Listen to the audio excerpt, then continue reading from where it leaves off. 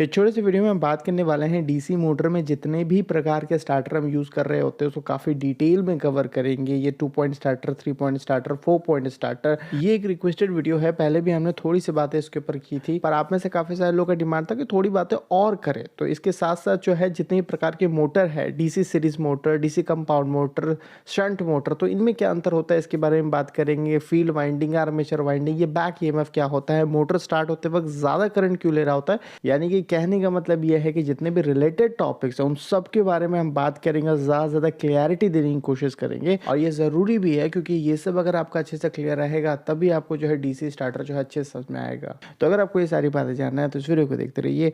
आपको कुछ नया तो क्या, बहुत कुछ सीखने मिलने वाला है। डीसी मोटर में जो है, चाहे किसी प्रकार के डीसी मोटर के बारे में बात करें, उसमें दो वाइंडिंग यूज में लिया जाता है। एक को आर्मेचर वाइंडिंग कहा जाता है, दूसरा आपका फील्ड वाइंडिंग होता है। ये जो फील्ड वाइंडिंग होता है ये मेन मैग्नेटिक फील्ड क्रिएट कर रहा होता है और इस आर्मेचर वाइंडिंग में आपका बैक ईएमएफ इंड्यूस होता है। अब देखिए, जो फील्ड वाइंडिंग है इसको जनरली स्टेटर पे की जाती है डीसी मोटर में, और आर्मेचर वाइंडिंग को हम रोटर में कर रहे होते हैं। तो फिर ये सीरीज, शंट और कंपाउंड में क्या अंतर होता है? इनमें अंतर होता है कनेक्शन का। ये जो आर्मेचर वाइंडिंग के बारे में बताया, फील्ड वाइंडिंग के बारे में बताया, उसको किस तरीके से आप कनेक्ट कर रहे हैं वहीं पर अंतर आता है। जब आप इन दोनों को सीरीज में कनेक्ट कर देंगे तो उसे को ही हम डीसी सीरीज मोटर कह रहे होते हैं, और जब इस फील्ड वाइंडिंग और आर्मेचर वाइंडिंग को पैरेलली कनेक्ट करेंगे तो उसे हम शंट मोटर कह रहे होते हैं, डीसी शंट मोटर। और जब आप इसको पैरेलली भी और सीरीज दोनों में ही कनेक्ट करेंगे, ज़्यादातर आपका जो है टर्न पैरेलली में कनेक्टेड होता है और कुछ टर्न जो आपका सीरीज में होता है, तो उसे हम डीसी कंपाउंड मोटर कहते हैं। अब इसको इसलिए करते हैं ताकि जो शंट है और सीरीज का जो कैरेक्टरिस्टिक है, जो दोनों की गुड क्वालिटीज़ है, जो अच्छी अच्छी बातें हैं, वो आपको कंपाउंड मोटर में जो है देखने मिले। जैसे कि हमने आपको पहले ही बताया है कि डीसी सीरीज मोटर का जो स्टार्टिंग टॉर्क होता है वो काफ़ी बेहतर होता है। वो जीरो स्पीड से ही जो है काफ़ी लोड को लेकर के चालू हो सकता है। और दूसरी ओर शंट मोटर में हमने बताया था कि इसकी स्पीड को जो है काफ़ी बेहतर तरीके से कंट्रोल किया जा सकता है, wide range of speed control आपको मिलता है। फील्ड वाइंडिंग की जो करंट है उसको अगर आप चेंज करते हैं तो आप इसको स्पीड को बहुत बेहतर तरीके से कंट्रोल कर सकते हैं। तो ये दोनों ही जो क्वालिटी है आपको कंपाउंड मोटर के अंदर आपको देखने मिलता है। तो ये तो हमने डीसी मोटर के टाइप्स के बारे में समझा। अब ये बैक ईएमएफ क्या है, तो हम नॉर्मली मोटर का बेसिक डेफिनेशन जानते हैं कि मोटर एक ऐसी मशीन है जो इनपुट में इलेक्ट्रिकल एनर्जी ले रहा होता है, यानी कि बिजली ले रहा होता है, और उस बिजली को, उस इलेक्ट्रिकल एनर्जी को वो मैकेनिकल एनर्जी में यानी कि टॉर्क में कन्वर्ट करके हमको दे रहा होता है। तो ये जो बिजली है, इलेक्ट्रिसिटी, करंट, ये आप आर्मेचर वाइंडिंग और फील्ड वाइंडिंग दोनों में ही फ्लो करवा रहे होते हैं और आपका मोटर जो है चलना स्टार्ट हो जाता है। और जब वो चल रहा होता है तो हमने देखा कि मोटर के अंदर भी आपको जनरेटिंग एक्शन देखने मिल रहा है। उसका जो आर्मेचर वाइंडिंग है जिसको आपने रोटर पे कर रखा है, वहां पे कुछ ईएमएफ इंड्यूस होने लग रहा है। अब ये जो वोल्टेज आपका आर्मेचर वाइंडिंग में इंड्यूस हुआ, इसका जो पोलैरिटी है वो ऑपोजिट होता है जो वोल्टेज आप दे रहे होते हो, सप्लाई कर रहे होते हो। इसी वजह से हम इसको बैक ईएमएफ कह रहे होते हैं। अब ये बैक ईएमएफ पैदा कैसे हुआ इसके बारे में ऑलरेडी हमने डिटेल वीडियो बना रखा है, तो इस वीडियो को देखने के बाद आप जाके देख सकते हो। अभी के लिए बैक ईएमएफ से रिलेटेड दो चीजें जो है आपको पता होना चाहिए, जो मैंने आपको जस्ट बताया कि सबसे पहला बैक ईएमएफ आपको तभी देखने मिलेगा जब आपका मोटर चलना स्टार्ट हो जाएगा। दूसरी चीज ये है कि जो बैक ईएमएफ की जो पोलैरिटी है वो ऑपोजिट होता है जो आपने बाहर से सप्लाई कर रखा है आर्मेचर वाइंडिंग में। इसकी वजह से जो ओवरऑल आपका आर्मेचर वाइंडिंग का जो वोल्टेज है वो कम हो जाता है, वो रिड्यूस हो जाता है। बस यही दो चीज आपको याद रखनी है। अब बैक ईएमएफ का कंसेप्ट क्लियर हो गया तो डीसी मोटर जो है स्टार्ट होते वक्त ज्यादा करंट क्यों लेता है इसको समझना ज्यादा मुश्किल नहीं है। अब देखिए, कोई भी मोटर अगर ज्यादा करंट ले रहा है, वाइंडिंग से ज्यादा करंट फ्लो हो रहा है, तो क्या रीजन हो सकता है? मतलब हमारी बेसिक जो इलेक्ट्रिकल अंडरस्टैंडिंग है वो क्या कहती है कि अगर वाइंडिंग से ज्यादा करंट फ्लो हो रहा है तो उसको रोकने वाला जो रुकावट है यानी कि जो रेजिस्टेंस है वो कम होगा, तभी ज्यादा करंट फ्लो हो रहा है। और दूसरा जो है उस करंट को फ्लो करवाने वाला जो वोल्टेज है, जो प्रेशर है, वो अगर ज्यादा होगा तो बहुत ज्यादा करंट आपका फ्लो होगा। यानी कि करंट जो है दो चीज के ऊपर डिपेंड कर रहा है, आपके वोल्टेज के ऊपर, आपके वाइंडिंग के रेजिस्टेंस के ऊपर। और यही एग्जैक्ट रीजन भी है मोटर का जो आर्मेचर वाइंडिंग है उसका रेजिस्टेंस काफी कम होता है, 0.1 ओम, 0.05 ओम, बहुत ज्यादा तो 0.5 ओम आपको देखने मिलेगा। और जब मोटर स्टार्ट हो रहा होता है तो उस वक्त आपके आर्मेचर वाइंडिंग के अक्रॉस जो वोल्टेज भी होता है वो काफी ज्यादा होता है। पर जैसे ही मोटर आपका स्टार्ट हो जाता है तो रेजिस्टेंस तो आपका नहीं बदलता है, बट जो वोल्टेज है आर्मेचर वाइंडिंग के अक्रॉस वो कम हो जाता है, वो रिड्यूस हो जाता है बैक ईएमएफ की वजह से।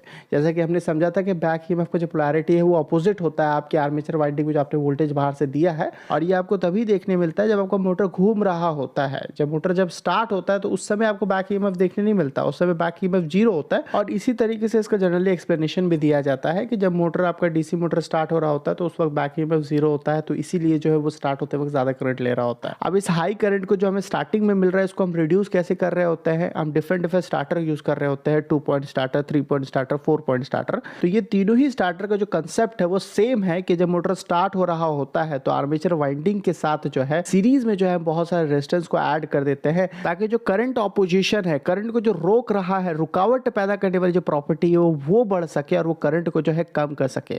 और जैसे जैसे आपका मोटर स्टार्ट हो रहा होगा तो ये जो रेजिस्टेंस, एक्सटर्नल रेजिस्टेंस जो आप ऐड कर रहे हो उसको आप कम करते जाएंगे, क्योंकि आपको ऑलरेडी पता है कि जब मोटर स्टार्ट हो जाता है तो फिर बैक ईएमएफ आ जाता है, तो ओवरऑल जो वाइंडिंग का जो वोल्टेज वो ऑलरेडी कम हो जाता है, तो करंट अपने आप लिमिट हो जाता है। तो हमें फिर एक्सटर्नल रेजिस्टेंस का जरूरत नहीं है, तो उसको जो है जब मोटर स्टार्ट हो जाता है तो पूरा का पूरा रेजिस्टेंस को हम हटा देते हैं। तो ये जो कंसेप्ट है ना, ये तीनों ही स्टार्टर में हम यूज कर रहे होते हैं। तो फिर इनमें अंतर क्या होता है, तो देखिए ये जो 2 पॉइंट स्टार्टर है इसको डीसी सीरीज मोटर में यूज में लिया जाता है। यहाँ पे जो 2 पॉइंट है वो 2 टर्मिनल को दर्शा रहा होता है। इसमें 2 टर्मिनल आपको देखने मिलता है, एक को लाइन टर्मिनल कहते हैं L, और दूसरा आपका फील्ड टर्मिनल होता है F। तो लाइन जो टर्मिनल है उसको सप्लाई के पॉजिटिव टर्मिनल से हम कनेक्ट कर रहे होते हैं, और दूसरा वाला जो F टर्मिनल है उसको मोटर के फील्ड वाइंडिंग से हम कनेक्ट कर देते हैं। तो ये तो इसका कनेक्शन का बात है कि इसको किस तरीके से कनेक्ट किया जाता है। अगर स्टार्टर के इंटरनल कंस्ट्रक्शन के बारे में बात करें तो सबसे पहले तो आपको एक हैंडल देखने मिल रहा होता है जो नॉर्मली ऑफ स्टेट पे होता है, यानी कि सर्किट जो है आपका इनकम्प्लीट होता है, और स्प्रिंग अरेंजमेंट यूज में लिया जाता है जो हमेशा उसको लेफ्ट की तरफ जो है प्रेस करके रखता है, उसको ऑफ स्टेज पे जो है रखता है।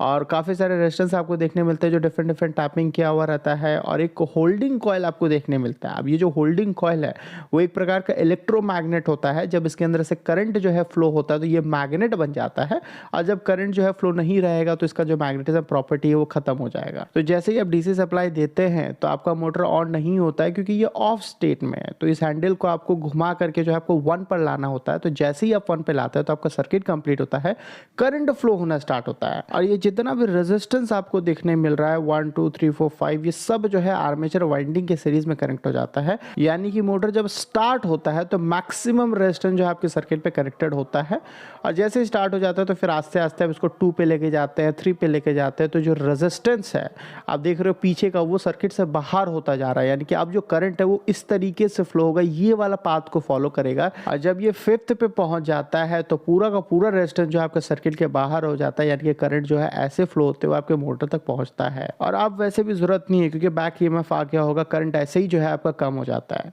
अब देखिए जो होल्डिंग कॉइल आप देख रहे हैं ना, तो ये जो होल्डिंग कॉइल है इस हैंडल को इस 5th पोजीशन में पकड़ने का काम करता है, उसको पकड़ के वहीं पर रोक करके रखता है। जैसा कि हमने बताया कि ये इलेक्ट्रोमैग्नेट होता है, और करंट जो है इसी वाले रास्ते से फ्लो होते हुए जा रहा है, यानी कि ये मैग्नेट बन गया है। और हैंडल में आपने सॉफ्ट आयरन कोर को लगा रखा है, तो जैसे ही आप उसको 5th पोजीशन में लेके जाते हैं तो उस इलेक्ट्रोमैग्नेट के साथ वो चिपक जाता है और उसको वहां पे होल्ड करके रखता है। और मान लीजिए कि होल्डिंग कॉइल अगर आप नहीं देते तो होता क्या कि आप हाथ की मदद से 5th तक तो आप उसको लेके जाते हैं, पर जैसे ही छोड़ते तो वापस से वो ऑफ हो जाता है, क्योंकि ये जो स्प्रिंग है जिसको मैंने बताया वो हमेशा उसको प्रेस करके रख रहा होता है लेफ्ट की तरफ से, उसको ऑफ स्टेट में उसको ले जाने की कोशिश करता है। तो ये तो कहानी थी 2 पॉइंट स्टार्टर का। 3 पॉइंट स्टार्टर किस तरीके से इससे अलग है, तो 3 पॉइंट स्टार्टर में जैसे कि नाम से आपको पता चल रहा है वहां पे 3 पॉइंट होता है, 3 टर्मिनल होता है। एक लाइन टर्मिनल होता है जिसको पॉजिटिव सप्लाई से आप कनेक्ट कर रहे होते हैं, दूसरा फील्ड टर्मिनल होता है जो फील्ड वाइंडिंग से आपका कनेक्ट हो रहा होता है, और तीसरा जो टर्मिनल यहाँ पे आपको एक्स्ट्रा मिलता है वो आर्मेचर होता है, जिसको आर्मेचर वाइंडिंग से डायरेक्टली हम कनेक्ट कर रहे होते हैं। और इस 3 पॉइंट स्टार्टर को जो है डीसी शंट मोटर और कंपाउंड मोटर में यूज में लिया जाता है।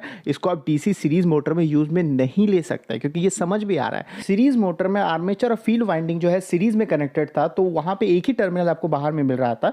बट यहाँ पर जो है आपको 2 टर्मिनल चाहिए आर्मेचर और फील्ड के लिए, तो वो शंट और कंपाउंड में ही आपको देखने मिलता है। तो ये तो कनेक्शन की कहानी थी। इंटरनली ये कैसे डिफरेंट होता है, तो देखिए इंटरनली जो है 2 पॉइंट स्टार्टर को जैसा हमने समझा था हूबहू वैसा ही होता है, कुछ चीजें यहाँ पे चेंजेस होती है। ये जो पॉइंट 1 दिख रहा है ना, जहाँ पे हम हैंडल को लेके जाते थे, हमारा सर्किट कंप्लीट हो जा रहा था, मोटर चलना स्टार्ट हो जा रहा था, तो यहीं से जो ए और एफ टर्मिनल है उसका लाइन जा रहा होता है।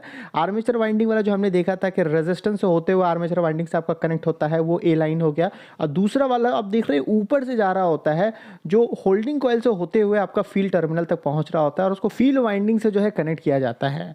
अब 3 पॉइंट स्टार्टर के लिए जो सबसे इंपॉर्टेंट बात है जो आपको याद रखना है वो ये है कि होल्डिंग कॉइल को ना हम फील्ड वाइंडिंग के सीरीज में कनेक्ट कर रहे होते हैं, और यही कहीं ना कहीं आपका 3 पॉइंट स्टार्टर का कमी है, जिसके वजह से हम मोटर के स्पीड को जो है अच्छे से कंट्रोल नहीं कर पाते हैं। जनरली अगर शंट मोटर का आरपीएम को बढ़ाना होता है तो हम फील्ड वाइंडिंग की जो करंट है उसको कम करते हैं, जिसकी वजह से आपका फ्लक्स कम हो जाता है और आपका आरपीएम जो है वो बढ़ जाता है। तो ये एक रिलेशन है, अगर आपको नहीं पता है तो अभी के लिए एज अ इन्फॉर्मेशन इसको याद रखें। इसको फ्लक्स विकनिक स्पीड कंट्रोल मेथड भी कहा जाता है, जिसको फ्यूचर की वीडियोस में हम कवर करेंगे। तो दिक्कत ये है कि जैसे ही आप फील्ड वाइंडिंग के करंट को कम करते हैं तो जो होल्डिंग करंट है जो फील्ड वाइंडिंग की सीरीज में ही कनेक्टेड है तो उसके अंदर से भी फ्लो होने वाला जो करंट है वो कम हो जाता है। चूंकि वो इलेक्ट्रोमैग्नेट है, इलेक्ट्रिसिटी से मैग्नेटिज्म की प्रॉपर्टी उसके अंदर आई है, तो वो मैग्नेटिज्म जो है उसका जो स्ट्रेंथ है वो कम हो जाता है, तो हैंडल जो है वापस से ऑफ पोजीशन में चल जाता है क्योंकि स्प्रिंग फोर्स जो है ज्यादा हो जाता है। इसीलिए 3 पॉइंट स्टार्टर को हम सिर्फ वहीं यूज कर रहे होते हैं जहां पे स्पीड कंट्रोल करने की जरूरत नहीं है। कांस्टेंट स्पीड में मोटर को चलाना है तो आप 3 पॉइंट स्टार्टर यूज कर सकते हैं।